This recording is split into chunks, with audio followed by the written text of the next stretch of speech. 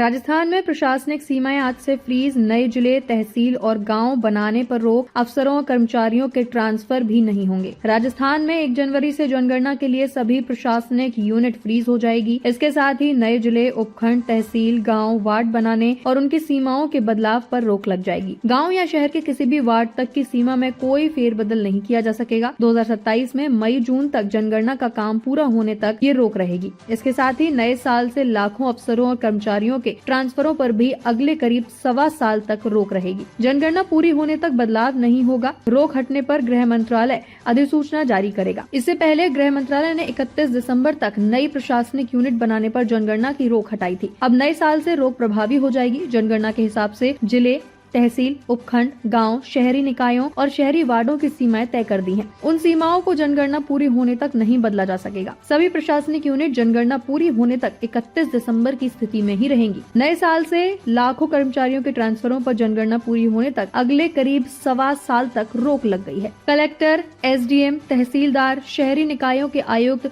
जनगणना में प्रगणक लगे शिक्षक, पटवारी, ग्राम सचिव इसके दायरे में आएंगे। फरवरी में जनगणना से जुड़े अफसर कर्मचारियों की ट्रेनिंग शुरू हो रही है। जनगणना के काम में 2 लाख से अधिक कर्मचारी अफसरों की ड्यूटी लगेगी। घर घर जाकर जनगणना करने के काम में करीब 1,60,000 प्रगणक लगाए जाएंगे। करीब 30 से 40,000 सुपरवाइजर और अन्य अफसर रहेंगे। जनगणना से जुड़े कर्मचारियों के ट्रांसफर केवल असाधारण परिस्थितियों में ही होंगे। 2 फेज में होगी जनगणना। जनगणना 2 फेज में होगी। पहले फेज में 15 मई से 15 जून तक प्रगणक घर घर जाकर घरों की लिस्टिंग करेंगे। इससे पहले 2 से 3 महीने पूरी तैयारी और ट्रेनिंग का दौर चलेगा। एक प्रगणक 150 घरों तक जाएगा और उनकी लिस्ट तैयार करेगा। जनगणना के लिए प्रशासनिक सीमाएं फ्रीज करने का पुराना प्रावधान है। जनगणना की एक्यूरेसी के लिए ये जरूरी होता है। जनगणना के लिए सभी गाँव ढाड़ियों और बसावटों की लिस्ट फाइनल कर उसे क्रॉस चेक करके फाइनल किया जाएगा, जिसमें जिला, तहसील, गांव और बसावटों में हिंदी, अंग्रेजी के नामों की स्पेलिंग तक की जांच की गई है। हर जिले की जनगणना